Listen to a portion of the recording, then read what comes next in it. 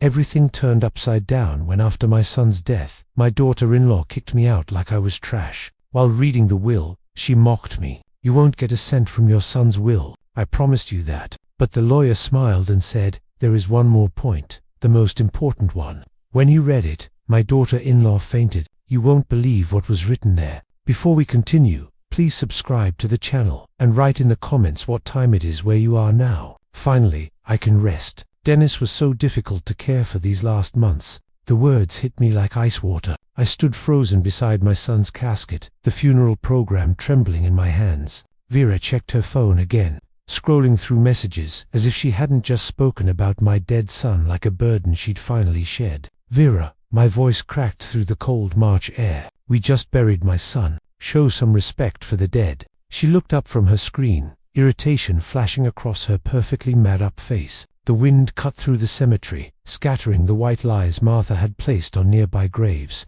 Other mourners were walking toward their cars, but their conversations had stopped. They were listening now. "Your son." Vera's laugh was sharp, bitter. "He was my husband, Horace, and now everything is mine." The funeral program tore slightly in my grip. My engineering mind, always precise, couldn't process what I was hearing. This woman had stood beside Dennis for 7 years. She'd promised to love him in sickness and in health. Yet here she was, 30 minutes after we'd lowered him into the ground, talking about possession and ownership. "What's wrong with you?" I whispered, though my voice carried further than intended. "At least pretend you're sad."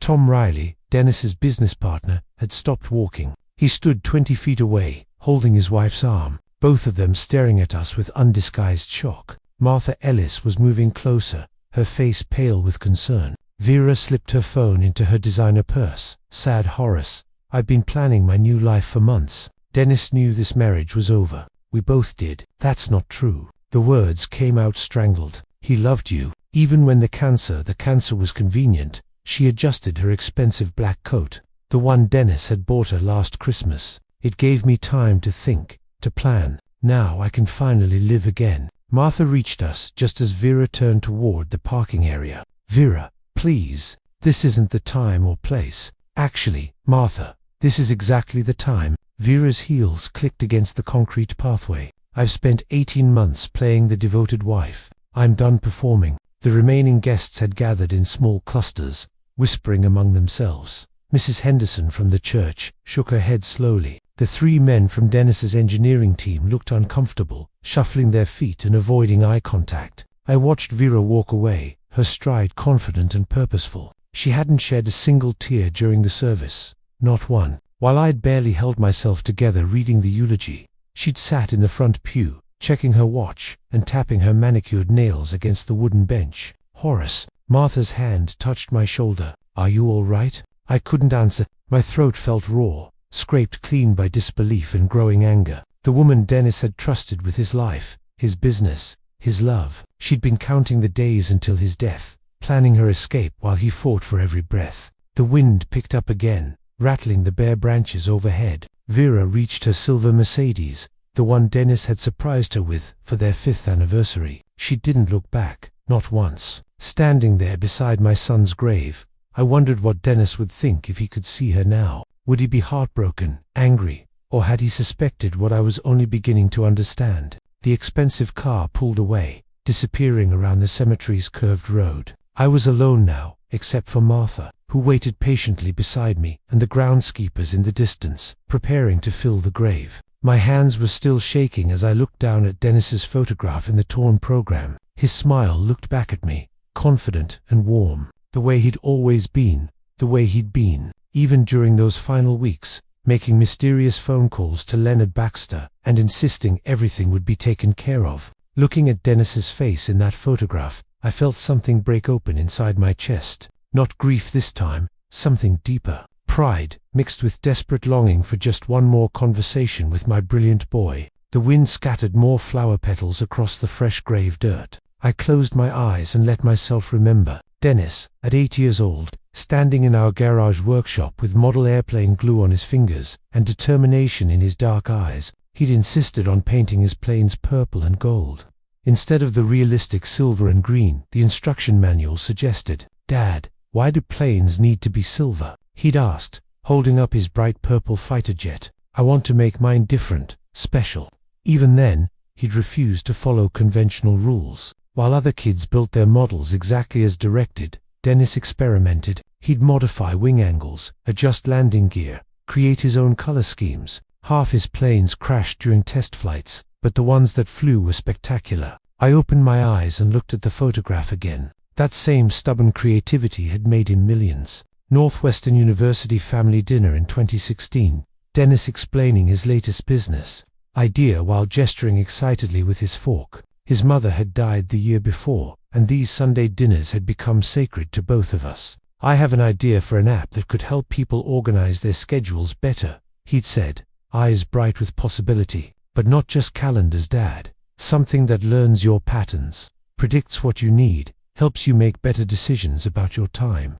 I'd worried he was dreaming too big. Son, there are already scheduling apps, lots of them, but none that think like humans do. He'd pulled out his phone, sketching wireframes on napkins. What if technology could actually make our lives simpler instead of more complicated? That app became TimeSync. Within 2 years, he'd sold it for $12 million.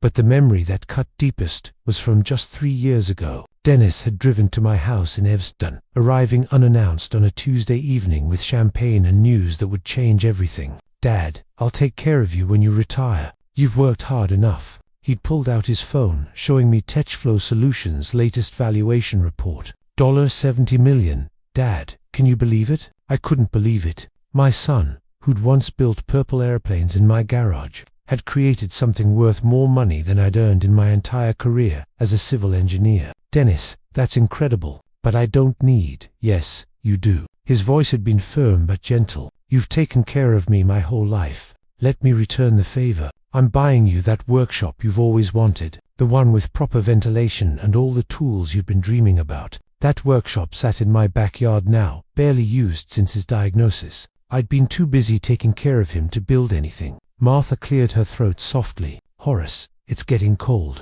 Maybe we should. I shook my head. I wasn't ready to leave him yet. Not when these memories were all I had left of his voice, his laugh, his absolute certainty that everything would work out fine. Dennis had always been a planner. Even as a child, he'd mapped out his days, his projects, his dreams, with engineering precision that matched my own. He'd inherited that from me. The need to understand how things worked, to fix problems before they became disasters. But there was one problem he couldn't fix, one timeline he couldn't control. The memory I'd been avoiding all day pushed its way forward. Dennis's phone call 18 months ago, his voice steady despite the news that would destroy everything we'd planned. Dad, I have cancer, but I'm going to fight this. Standing there in the cemetery wind, I realized I needed to remember that fight, to not just the good times, but the battle that had shown me who my son really was, and who his wife really was. The phone call that changed everything came on a Tuesday morning in September 2023.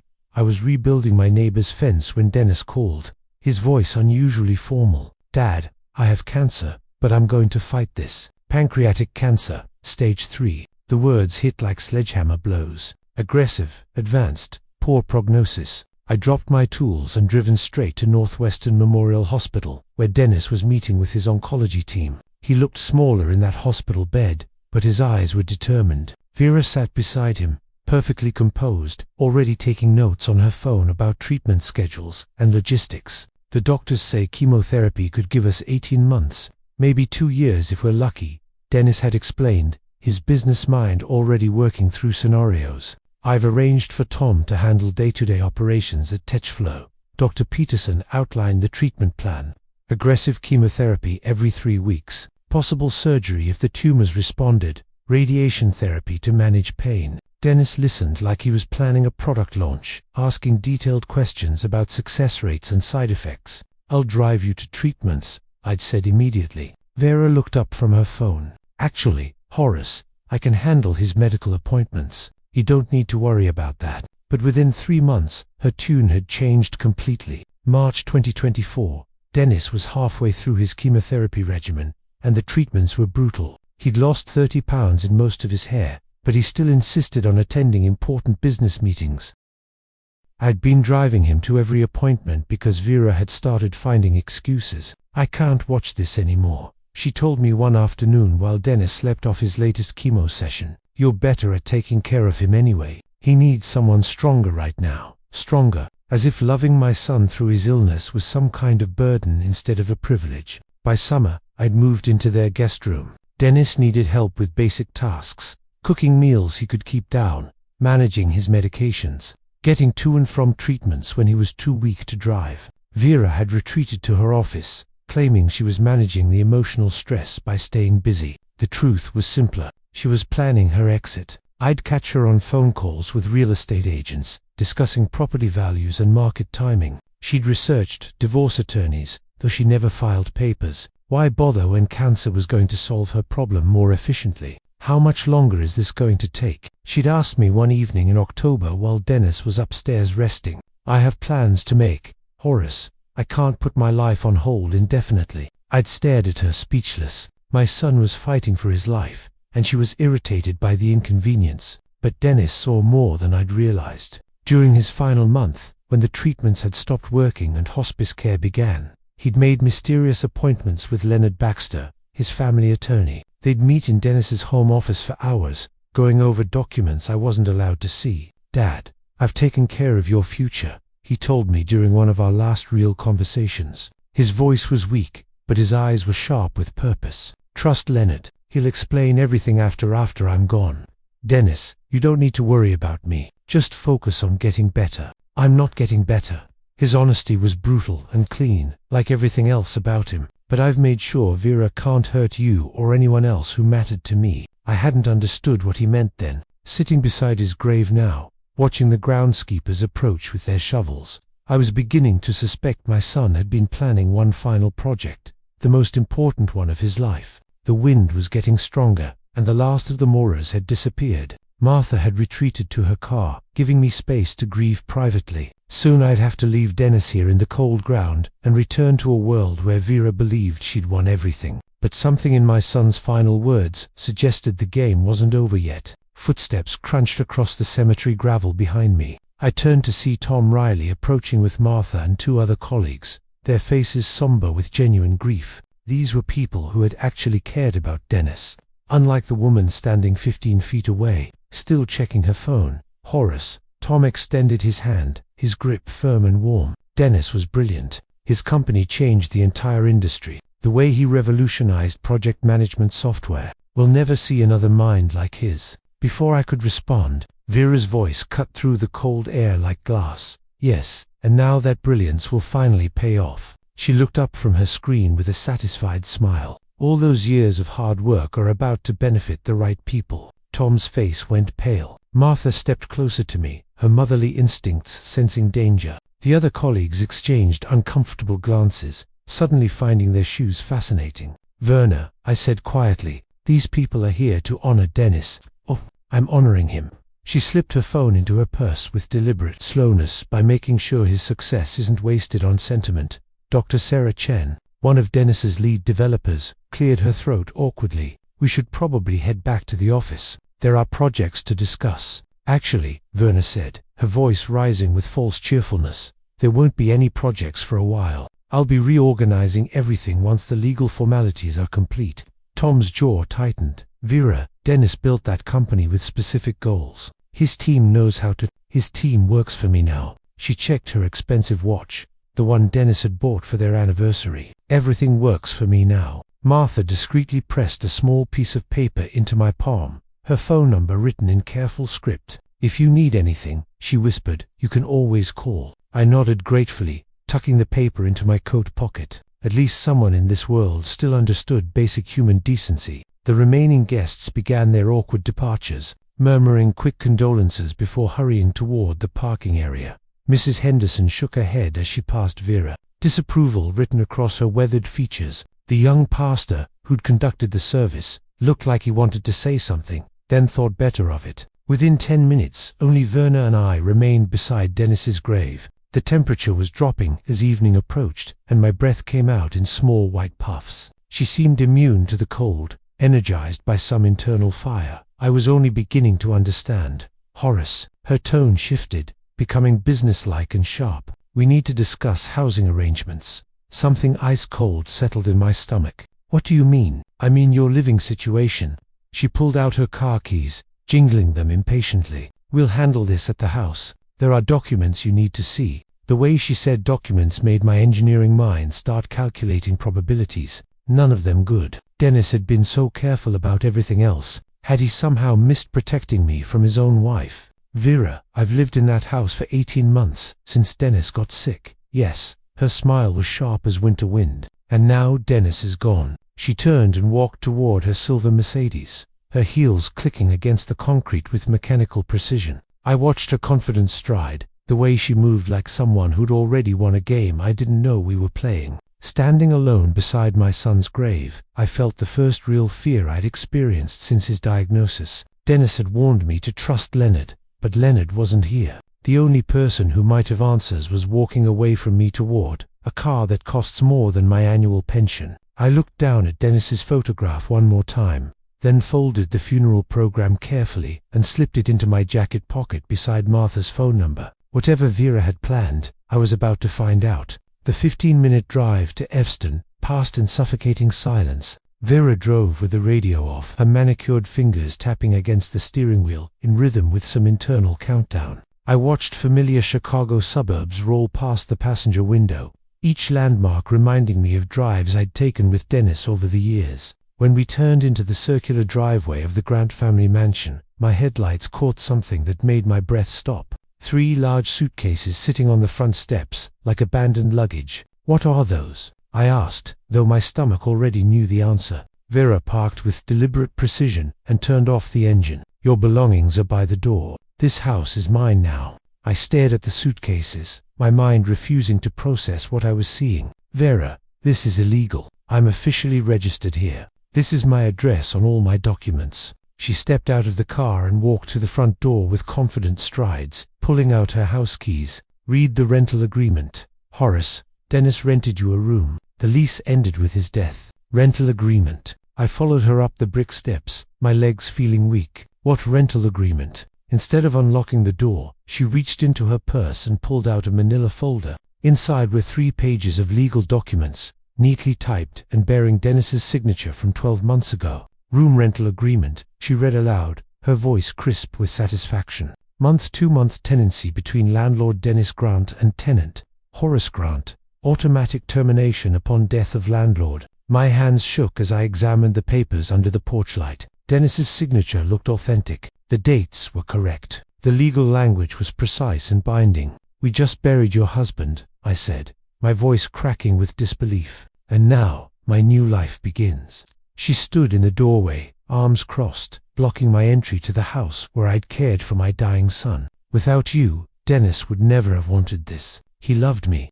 He wanted me taken care of. Dennis is dead. Her voice was flat, emotionless. I'm alive, and this property belongs to me. The deed is in my name as surviving spouse. I looked past her into the warm lighted hallway where Dennis and I had shared so many conversations during his illness. The workshop he'd built for me was visible through the kitchen window. $10,000 worth of tools and equipment I'd barely had time to use. My tools, my workshop. Your workshop is on my property. You can arrange to have everything moved once you find somewhere to live. Where am I supposed to go? It's nearly 7 o'clock on the day of my son's funeral. That's not my problem. She stepped aside just enough to grab the front door handle. Your belongings are packed. Your rental period has expired. If you're not gone in 15 minutes, I'll call the police for trespassing.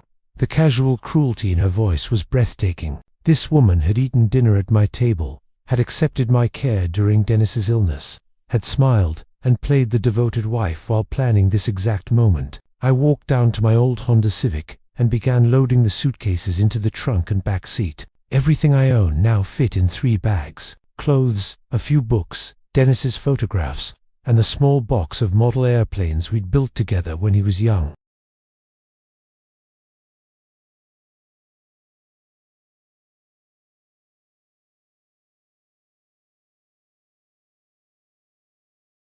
Vera watched from the doorway, her silhouette framed by the warm light of the house that was no longer my home. She didn't move to help. She didn't speak. She simply waited for me to finish and leave. As I closed the car trunk, she called out one final statement. Don't come back without an appointment, Horace. This is private property now. The door closed with a solid click, followed by the sound of deadbolts turning. Lights began switching off in the house, room by room, as if she was erasing my presence from every space I'd occupied. I sat in my car for a moment, engine running, heat blowing against my face. Through the window, I could see the workshop Dennis had built, the tools glinting in the darkness. 18 months of my life had been spent in that house, caring for my son, watching him fight and fail and die with dignity. Now I was homeless on the day of his funeral. The radio played soft jazz as I drove away from Easton, following signs toward Chicago's cheaper motel. In my rearview mirror, the Grant mansion grew smaller until it disappeared entirely, taking with it the last physical connection to my son's life. But Vera had made one mistake. She'd shown her hand too early. Dennis had been planning something with Leonard Baxter, and tomorrow I was going to find out what the flickering neon sign reading vacancy at the Midwest Inn looked like, a lifeline in the growing darkness. I'd spent 2 hours driving through Chicago's outer suburbs, comparing rates at establishments that grew progressively shabbier as my options narrowed. $65 per night was manageable for a few days, though my modest savings wouldn't stretch much further. The desk clerk barely looked up from his magazine when I signed the register. Room 127 was at the far end of the parking lot, wedged between a noisy ice machine and a stairwell that smelled of cigarettes, an industrial disinfectant. Inside, the room felt like stepping backward in time. Faded floral bedspread, wood-grain furniture from the 1980s, and a bathroom barely large enough to turn around in. The contrast with the mansion I'd called home just hours ago would have been laughable if it weren't so devastating. I unpacked methodically, hanging my funeral suit in the narrow closet, and arranging my few belongings on the small table by the window. The rental agreement documents lay spread across the scratched surface like evidence in a crime scene. Under the harsh overhead light, Dennis's signature looked even more authentic, more damning. Outside, highway traffic hummed steadily past the motel, punctuated by the occasional truck downshifting or motorcycle roaring toward the city. The sound was oddly comforting, proof that the world kept moving even when your own life had just derailed. I found Leonard Baxter's business card in my wallet behind a photo of Dennis at his college graduation. The card was slightly bent from years of carrying, but the phone number was still legible. An old rotary phone sat on the nightstand, another relic from decades past that somehow felt appropriate for my current situation. Leonard answered on the third ring, his voice professionally warm despite the late hour. Baxter and Associates. Leonard speaking. Leonard, this is Horace Grant. I apologize for calling so late, but I need legal consultation. Horace, his tone shifted immediately to genuine concern. My deepest condolences about Dennis. He was an extraordinary young man. What happened? I explained the eviction, the rental agreement, and Vera's calculated timing. Leonard listened without interruption, occasionally making small sounds of acknowledgement that told me he was taking careful notes. Is this legal? I asked when I'd finished. Can she really throw me out on the day of the funeral? Unfortunately, if the rental agreement is valid, she has the legal right to terminate tenancy upon the landlord's death. Illinois law is quite specific about month-to-month arrangements. He paused, and I could hear EP's papers rustling. However, there are other matters we need to discuss. Can you come to my office tomorrow morning? What kind of matters? Dennis's will reading. There are provisions you should know about. Something in his voice made my pulse quicken. Provisions. I can't discuss details over the phone. But Dennis was very thorough in his planning, very thoughtful about the people he cared about. Another pause. Bring the rental agreement documents with you. I'll need to examine them carefully. We scheduled the appointment for 10 o'clock the next morning. After hanging up, I sat on the edge of the motel bed, looking out at the parking lot where my Honda sat, surrounded by pickup trucks and aging sedans. A family was unloading suitcases 2 doors down, father, mother, and 2 young children who seemed excited about their motel adventure. I thought about Dennis's final words. Trust Leonard, he'll explain everything. At the time, I'd assumed he was talking about funeral arrangements or simple estate matters, but something in Leonard's voice suggested my son had been planning more than I'd realized. The photograph of Dennis at graduation smiled at me from the nightstand. 22 years old, full of dreams and determination, standing beside me in his cap and gown. He'd whispered something to me that day. Dad, someday I'm going to take care of you the way you've taken care of me. Maybe he'd found a way to keep that promise, even from beyond the grave. I turned off the harsh overhead light and settled back against the thin pillows. Through the walls, I could hear a television playing sitcom laugh tracks and the distant sound of the family next door settling in for the night. Tomorrow, I would learn what Dennis had really been planning during those mysterious meetings with Leonard. Tonight, I would try to get some sleep and prepare for whatever revelation awaited me in the morning. For days at the Midwest Inn had taught me the rhythm of desperation. Wake at dawn to highway noise, shower in a stall barely wide enough for my shoulders, instant coffee and stale donuts from the vending machine, count the diminishing bills in my wallet, and calculate how many more nights I could afford. March 20th arrived grey and cold, but it felt different. Today held answers. I dressed carefully in my best suit, the navy one Dennis had insisted I buy for his wedding 7 years ago. The irony wasn't lost on me. In the cracked motel mirror, I looked like what I was, a 65-year-old man trying to maintain dignity while living in a 65 per night room. The drive downtown took 45 minutes through morning traffic. Chicago's skyline emerged gradually, glass towers reaching toward overcast clouds that promised snow. I'd driven these streets countless times during my engineering career, but today felt like entering foreign territory. Baxter and Associates occupied the 28th floor of a gleaming office building in the Loop. The elevator ride gave me time to steady my nerves and review the questions I'd prepared. Leonard had been cryptic during our phone conversation, mentioning surprises and provisions without specifics. The reception area whispered expensive legal services, mahogany furniture, original artwork, and a view of Lake Michigan that probably costs more per month than my pension. The receptionist, a professional woman in her 30s, smiled warmly when I announced myself. Mr. Grant, Mr. Baxter is expecting you. Conference room B. Leonard rose from behind a table covered with legal documents when I entered. He was younger than I'd expected,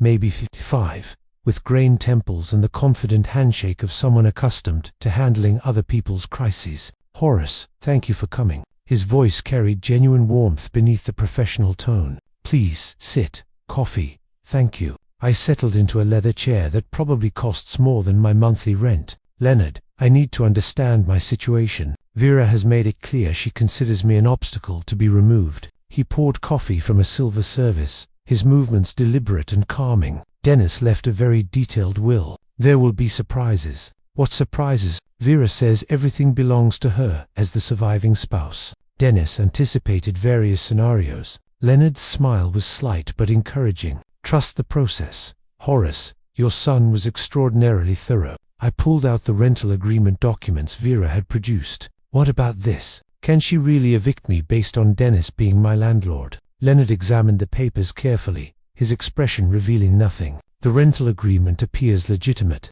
However, inheritance law is complex. There are protections for family members that supersede simple landlord-tenant relationships. What about the house? Can I return? Stay at the motel for now. His tone was firm but reassuring. Everything will become clear very soon. I have scheduled the formal will reading for this Friday at 2 o'clock. All parties will be present. All parties, you, Vera, and any witnesses, Dennis specified. Tom Riley from the company, Martha Ellis as family representative. He made notes on a legal pad. The reading will be recorded for legal purposes. Relief mixed with anxiety in my chest. Leonard, I appreciate your help, but I need to ask about your fees. My resources are limited. Dennis arranged for all legal expenses related to his estate. You don't need to worry about costs. Leonard's smile broadened slightly. Your son thought of everything, Horace, absolutely everything. Something in his tone suggested layers of meaning I couldn't yet grasp. Dennis had always been a planner, but the precision of these arrangements felt almost supernatural. Will Vera bring her own attorney? I expect so. She's entitled to legal representation during estate proceedings. Leonard gathered the documents into neat stacks. Horace, I want you to understand something important. Dennis loved you deeply. Every provision in his will reflects that love. The words hit harder than I'd expected. 4 days of anger and desperation had temporarily masked my grief, but Leonard's quiet certainty brought it rushing back. My son had been protecting me even while fighting cancer, even while his wife was planning my destruction. Friday at 2 o'clock, Leonard confirmed, handing me an appointment card. 28th floor, conference room A. Bring identification and any documents you think might be relevant. I stood to leave, feeling steadier than I had since the funeral. Leonard, can you give me any hint about what Dennis planned? Trust your sons. Judgment. His handshake was firm and final. He knew exactly what he was doing. The elevator ride down felt different from the ride up. Instead of desperation, I carried cautious hope. Dennis had been 3 moves ahead of everyone during his illness, apparently including his wife. Driving back to the motel through afternoon traffic, I thought about Friday's confrontation. Vera would arrive expecting complete victory, probably with expensive legal representation. She'd spent 4 days planning her next moves, confident in her position, but Dennis had been planning much longer. Friday morning arrived with the kind of bitter wind that makes March feel like winter's final assault. I'd spent the previous 3 days at the motel in a strange state of suspended animation, too anxious to read, too restless to sleep properly, too broke to do anything but wait. By 11 o'clock, I was dressed in my funeral suit again, checking my appearance. In the motel's unforgiving mirror, the face looking back showed every one of my 65 years, plus the weight of the past week's ordeals. But my eyes held something they hadn't since Dennis's diagnosis: purpose.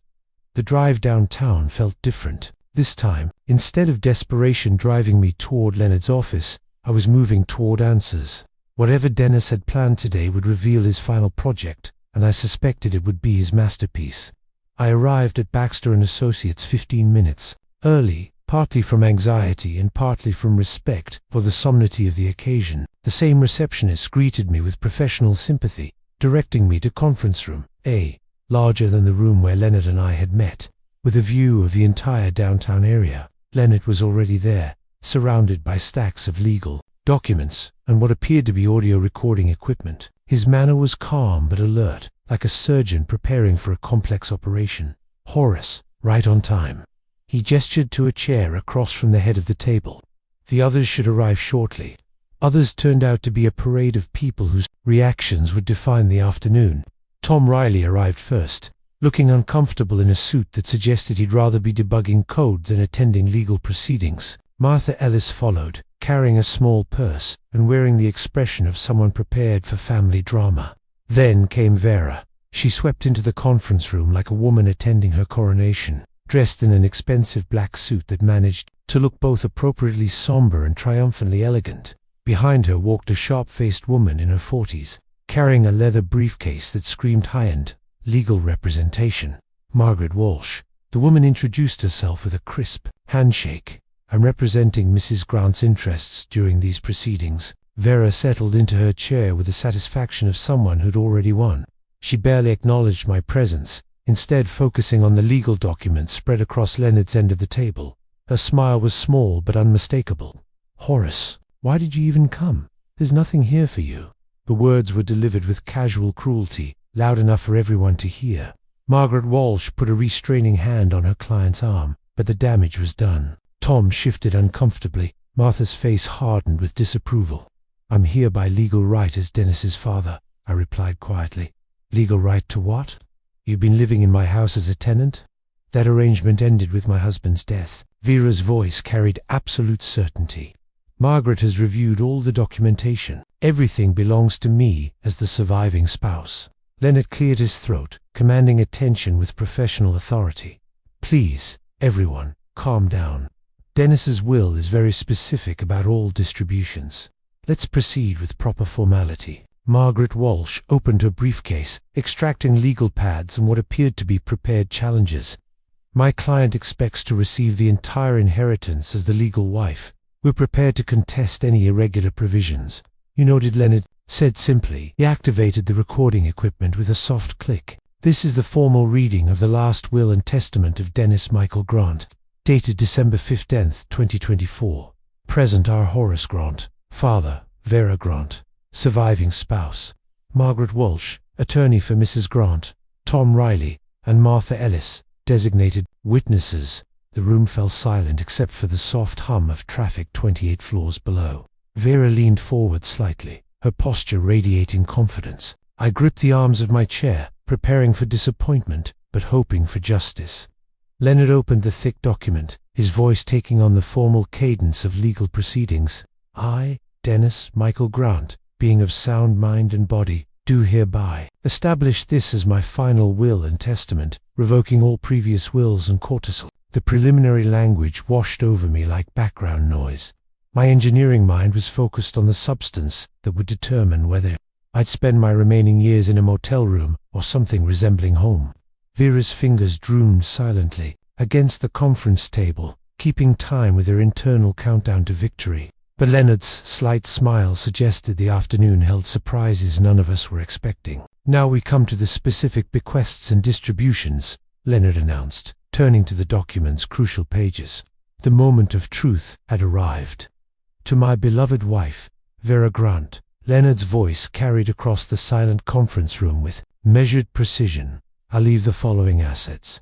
The family residence at 1247 Maple Grove Drive, Evanston, Illinois, including all furnishings and personal property contained therein. All vehicles currently registered in my name, including the 2024 Mercedes S-Class and 2023 Tesla Model X, for checking and savings accounts at First National Bank of Chicago, totaling approximately $340,000. Vera's smile bloomed like poisoned flowers. She leaned back in her chair with visible satisfaction, casting a triumphant glance in my direction.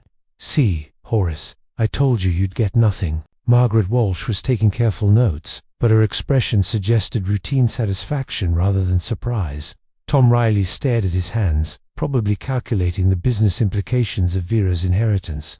Martha Ellis watched me with concern, clearly expecting devastation. Leonard continued reading without acknowledging Vera's interruption. Additionally, Mrs. Grant receives all jewelry, artwork, and collectibles purchased during our marriage, valued at approximately $85,000. Leonard, Verna said with false sweetness, "I think we've covered everything important." Horace can see that Dennis was very clear about his intentions. "Actually," Leonard replied calmly, "we've only covered the preliminary distributions. There are additional bequests." He turned the page with deliberate slowness. "To my father, Horace Grant, who sacrificed 18 months of his retirement to care for me during my illness." My heart stopped. Dennis had remembered even while dying, he'd protected me. "I'll leave 50% ownership of Tetraflow Solutions, including all shares, voting rights, and dividend distributions. This represents approximately $35 million in current market valuation." The silence that followed was deafening. Vera's face drained, of color as if someone had opened a valve.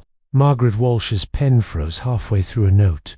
Tom Riley's head snapped up with shock and something that looked like relief. "What?" Vera's voice cracked like breaking glass. "That's impossible. I'm his wife. Everything should belong to me." Leonard continued reading as if she hadn't spoken. "Additionally, Mr. Horace Grant receives the workshop and all tools constructed for his use to be relocated to property of his choosing. All model aircraft collections built together during Dennis's childhood, and the sum of $150,000 from the Memorial Education Fund." I couldn't breathe. 50% of Dennis's company, $35 million, the workshop he'd built for my retirement. After a week of homelessness and desperation, my son had given me security beyond anything I dreamed. "This is fraud." Vera shot to her feet, her carefully composed facade shattering completely. "I'll challenge this decision. He orchestrated this, you scheming old man." "Vera," I managed to say through my shock, "this is legal. Dennis had the right to distribute his assets however he chose." Legal? Her laugh was sharp and bitter. "You think I'll let you steal half of what belongs to me?" "Margaret, tell them this is contestable." Margaret Walsh was frantically reviewing her notes, clearly recalculating her entire strategy. "There may be grounds for undue influence claims, but nothing." Vera's voice rose too near, shouting. "Dennis was sick, dying. His judgment was compromised. This old man took advantage of his condition." Tom Riley finally spoke, his voice quiet but firm. "Vera, I was present during several of Dennis's business meetings right up until the end. His mind was completely clear. He knew exactly what he was doing. You're all conspirators." Vera whirled to face Leonard. "How much did Horace pay you to write this fiction?" Leonard's voice remained professionally calm despite her accusations. "Mrs. Grant, I understand your disappointment, but these distributions were entirely Dennis's decision. He spent considerable time ensuring every detail was legally sound." Vera turned back to me, her eyes blazing with fury that made her previous cruelty look mild by comparison. "You think you've won something, old man? I'll take everything from you.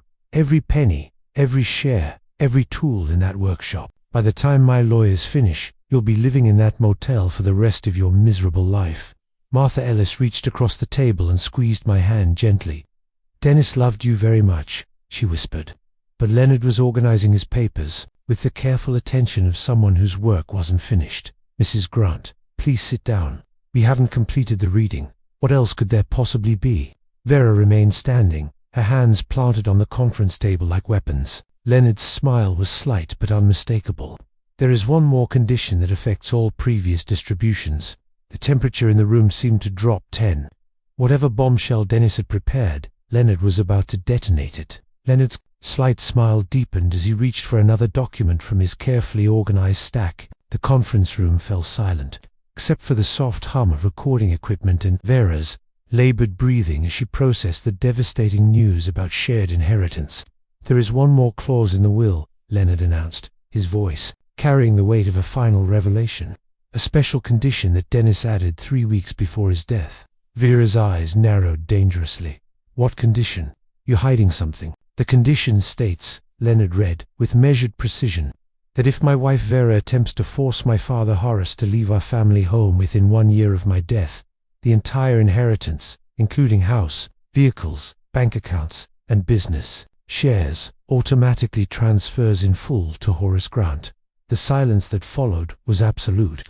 Even the traffic noise from 28 floors below seemed to stop. Vera's face drained of color as the implications crashed over her like a collapsing building. "No?"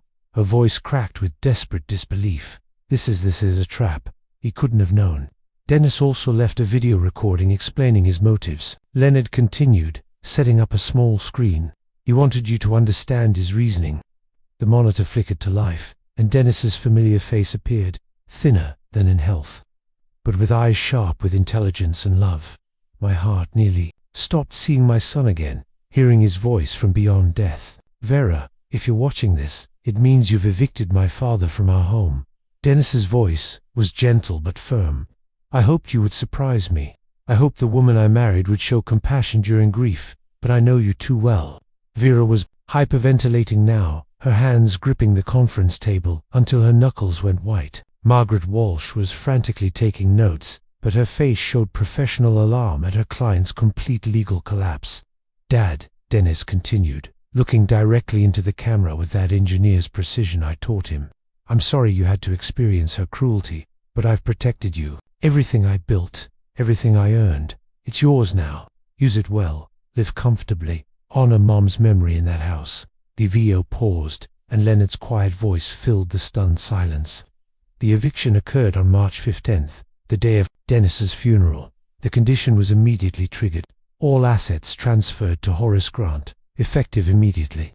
"Cliff isn't legal." Verna's voice rose to near screaming. "A will can't have conditions like this." "Actually, it can," Leonard replied calmly. "Conditional inheritance is perfectly legal in Illinois when the conditions are clearly stated and not against public policy." Dennis consulted extensively to ensure enforceability. Margaret Walsh finally found her voice. "We'll challenge this immediately. Undue influence, mental incapacity, fraudulent." "The video continues," Leonard interrupted, restarting the recording. Dennis smiled sadly from the screen. "Vera, I loved you for 7 years. I gave you everything I could, but love without kindness is just possession. Dad raised me to treat people with dignity, especially family. I hoped marriage would teach you the same values." Verna made a choking sound and doubled over as if physically struck. "If you had shown Dad even basic respect after my death, you would have inherited everything as my wife. But I knew your nature. I gambled on your greed, overcoming your wisdom." Dennis's expression was sorrowful, but resolved. "I lost that bet, but Dad won his future." The video ended with Dennis saying quietly, "I love you both, but I protect the people who love others more than themselves." Leonard turned off the screen and faced the devastated room. "The legal transfer begins immediately. Mrs. Grant, you have 30 days to vacate the property." Vera's breathing became rapid and shallow. Her eyes rolled back and she slumped forward in her chair. Margaret Walsh caught her as she fainted, calling for medical assistance. As paramedics were summoned and Vera was revived with smelling salts, I sat motionless, overwhelmed by the magnitude of my son's love and foresight. He had known exactly who his wife was, and exactly how she would behave. Even dying, he had protected me with surgical precision. Tom Riley broke the stunned silence. Dennis was always 3 steps ahead of everyone else. Martha Ellis reached over and squeezed my hand. He saved you, Horace. Even from the grave, he saved you. Vera was helped from the conference room by paramedic Margaret Walsh, following with defeated professionalism. As they disappeared into the hallway, Leonard began organizing documents for immediate legal transfer. I remained seated, staring at the blank video screen where my son's face had been. Dennis had given me everything: security, dignity, and the profound knowledge that his love would protect me forever. The game was over. Justice had been served by the most loving hand I'd ever known. The next 2 months became a matter in legal futility. Despite losing everything through her own actions, Vera threw herself into challenging Dennis's will. With the desperation of someone drowning in consequences she'd created for herself. Margaret Walsh's law firm occupied an entire floor of a Michigan Avenue high, their marble lobby decorated with awards for complex litigation. But all their expertise couldn't overcome one fundamental problem. Dennis had been smarter than everyone else in the room, including them.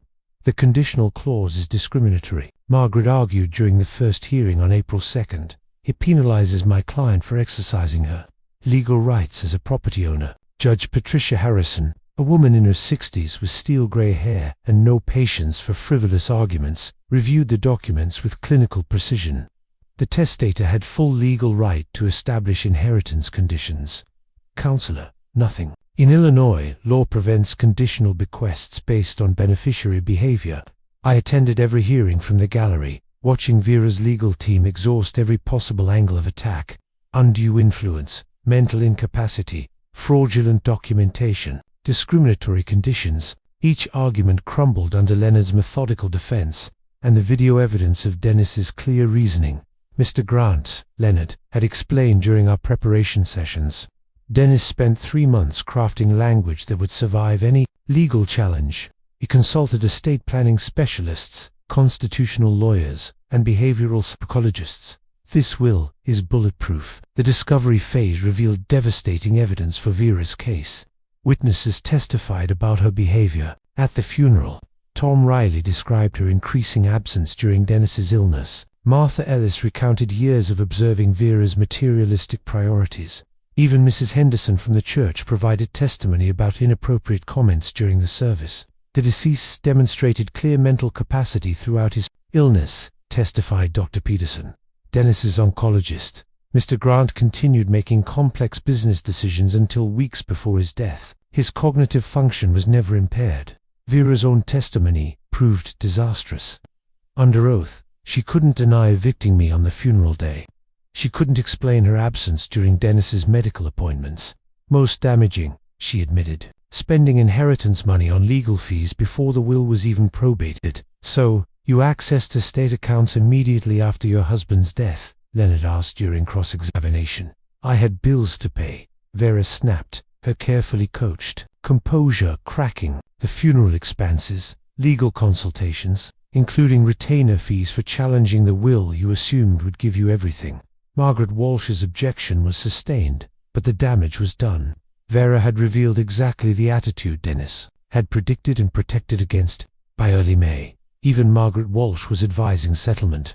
Horace, this isn't over, Vera declared after another failed motion. I'll find another way to fight this. But her resources were depleting as quickly as her legal options. The expensive law firm required substantial retainers. Expert witnesses cost thousands per day. Meanwhile, Leonard's fees were covered by the estate, giving us unlimited legal firepower. The final hearing on May 15th lasted only 30 minutes. Judge Harrison had reached a decision based on overwhelming evidence of Dennis's mental capacity, the will's legal validity, and Vera's clear triggering of the conditional clause. The testator created a legal document expressing his clear intentions regarding asset distribution. Judge Harrison announced that conditional inheritance clause was properly executed when the surviving spouse evicted the testator's father from the family residence. All challenges are denied. Costs are awarded against the petitioner. Vera's shoulders sagged as the gavel fell. 2 months of expensive legal warfare had ended exactly where Dennis's video had predicted. With her losing everything through her own choices, Leonard and I stood in the courthouse hallway afterward, watching Vera and Margaret Walsh disappear toward the elevators. She moved with the defeated posture of someone who had finally understood the price of cruelty. "Your son was extraordinary," Leonard said quietly. "In 30 years of estate law, I've never seen planning this thorough." "Dennis always finished what he started," I replied, thinking of all the model airplanes we'd built together, all the projects he'd completed with engineering precision. This had been his final project, ensuring justice through love, protection through wisdom, and consequences through choice. Even death couldn't stop Dennis from taking care of the people who mattered to him. Justice had been served not through revenge, but through the simple truth that actions have consequences, and love protects those who deserve protection. June 1st dawned clear and warm, the kind of Chicago morning that promises summer is finally coming. I stood on the front steps of the Grant Mansion, holding the same keys Dennis had given me 18 months earlier when I'd moved in to care for him. This time, though I wasn't a guest or a tenant, I was home.